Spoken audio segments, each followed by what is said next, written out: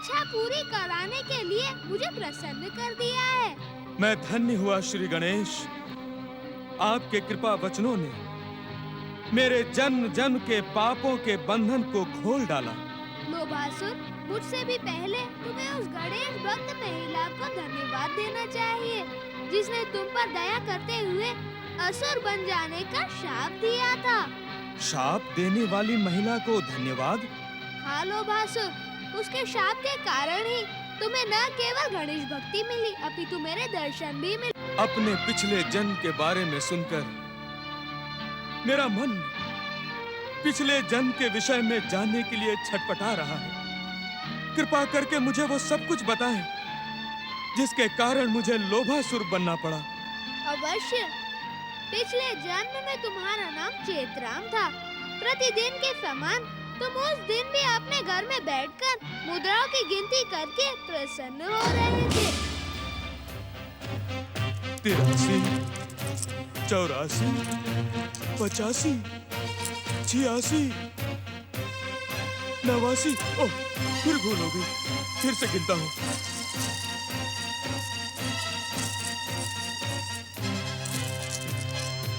1, 2। जयराम जी की सेठ जी। जयराम जी की। भगवान झूठ ना बुलवाए। मुनिम सत्यभान, मैंने तुमसे कितनी बार कहा जब मैं अपना धन गिना करूं तो तू सामने मत आया कर। अरे सेठ जी, गुस्से को थूकिए।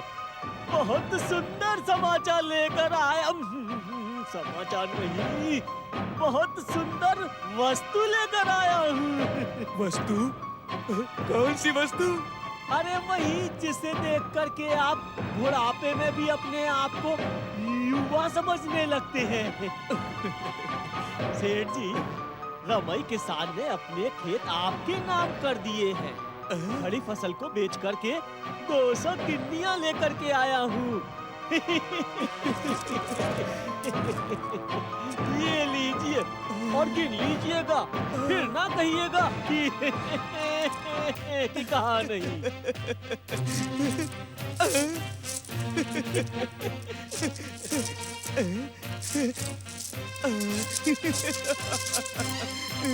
अरे सत्यवान, मुझे तुम्हारे ऊपर पूरा विश्वास है। मैं तो बस ऐसा ही कह रहा था। रमई ने कितने दिनों से परेशान कर रखा था। बहुत पुरानी उधारी थी। तुमने ये धन वापस लाकर पुरस्कार पाने का काम किया है। क्या पुरस्कार दे रहे हैं सेठ जी? पुरस्कार? इस समय हम तुम्हें कुछ भी नहीं देंगे। सारा हिसाब किताब दीपावली के बाद करेंगे। भगवान झूठ ना बुलवाए। सेठ जी, नमस्कार सेठ जी। फिर तुम आ गई घूमती? तो कहाँ जाऊँ सेठ जी, कुछ समझ में नहीं आता।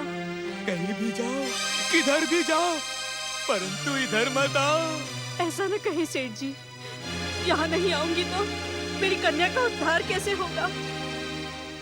आपने वचन दिया था सेठ जी कि आप मेरी कावेरी को अपनी बहू बनाकर ले आएंगे। सेठ जी, अब वो सयानी हो गई है। तो हम क्या करें? करना तो आपको ही है सेठ जी।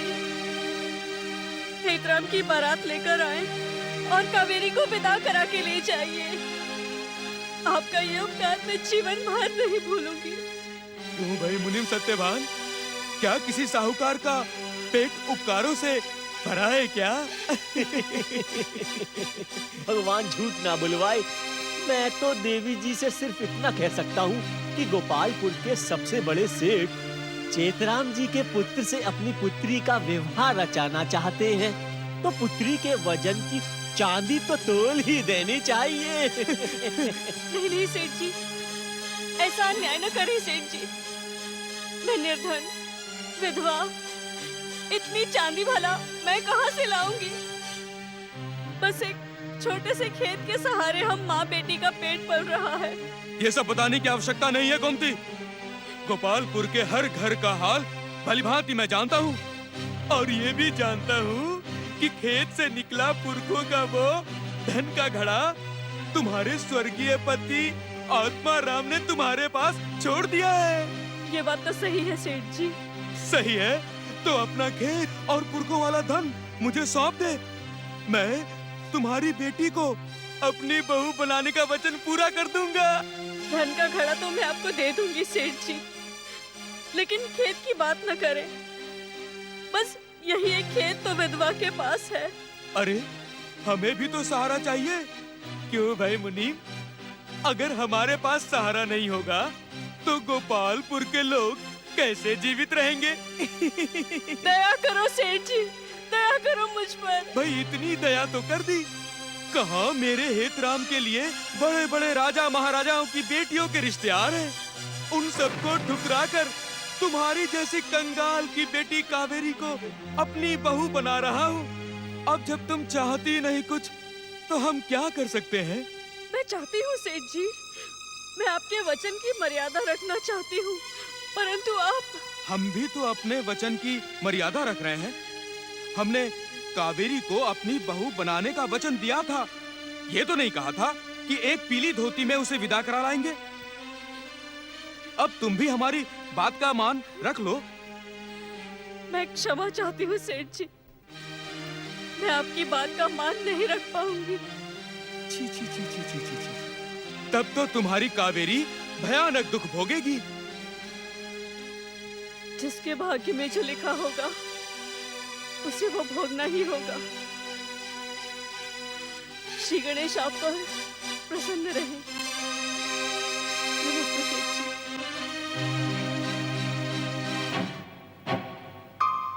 मुनीम, सत्यवान, आज ये यहाँ से रोती हुई गई है, कल नाक रगड़ती हुई यहाँ आएगी। सेठ जी, भगवान झूठ ना बुलवाए। मुझे नहीं लगता कि गोमती लौट करके आपके पास आएगी। वो आएगी मुनीम सत्यवान, जरूर आएगी, क्योंकि उसकी बेटी इस हवेली की सेठानी बनने के सपने देख रही है।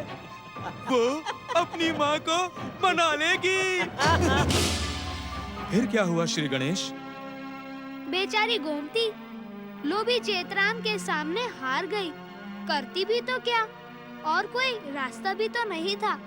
पुरखों के धन का गड़ा और अपना खेत सौंपकर उसने चेतराम के बेटे हेतराम के साथ अपनी बेटी कावेरी ब्याह दी। फिर तो चेतराम बड़ा प्रसन्न हो गया होगा। चेतराम भले ही प्रसन्न हो गया हो, परंतु उस जन्म में तुम्हारा लोभ और लालच कभी भी प्रसन्न नहीं हो सकता। जब तुमने पुरखों के धन वाला घड़ा देखा तो वह लगभग खाली हो चुका था। फिर क्या हुआ श्री गणेश? फिर क्या, लोभ और लालच के वश में होकर चेतराम ने कावेरी को अपने घर से निकालने का फैसला कर लिया। विधवा गोमती को जब ये बात पता चली तो वो दौड़ी दौड़ी सेठ जी के पास पहुंची। ऐसा अनर्थ न कीजिए सेठ जी। सेठ जी, ये वो गुड़ नहीं है जिसे चींटे खा जाएं। चेतराम नाम है मेरा, चेतराम। आंसू तो क्या, तुम दोनों मिलकर आंसुओं की गंगा यमुना भी बहाओ, तब भी चेतराम पसीजने वाला नहीं। ले जाओ इसे यहाँ से। नहीं सेठ जी, ऐसा अत्याचार मत कीजिए। अत्याचार तो तुमने किया है मेरे साथ। मैंने क्या किया है सेठ जी?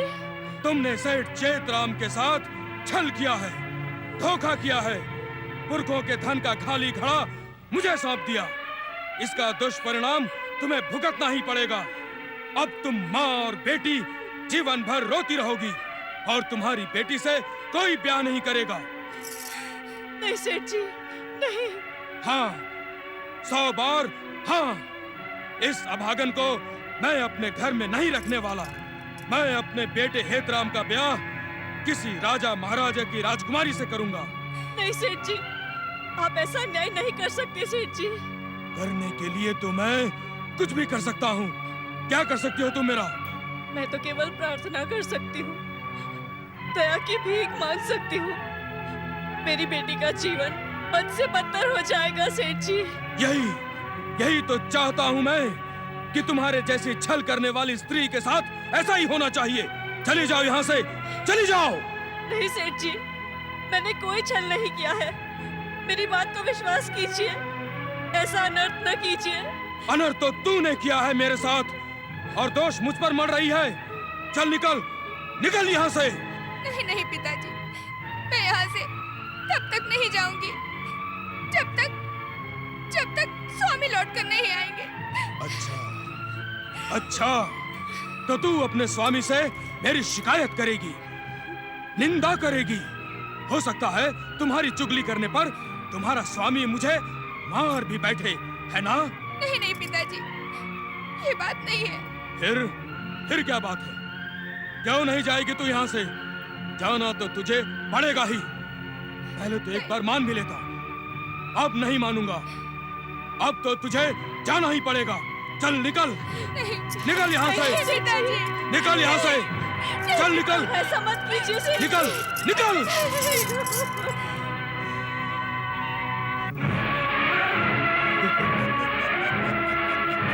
अब मैं अपने बेटे हेतराम की शादी धूमधाम से करूंगा, अपनी मनसा को पूरा करूंगा।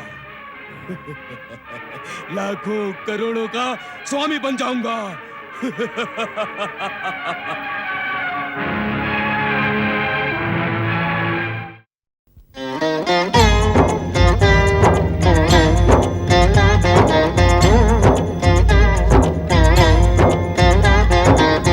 अर्थ समर्थ ये इनसे जीवन, यही है करता यही है कारण।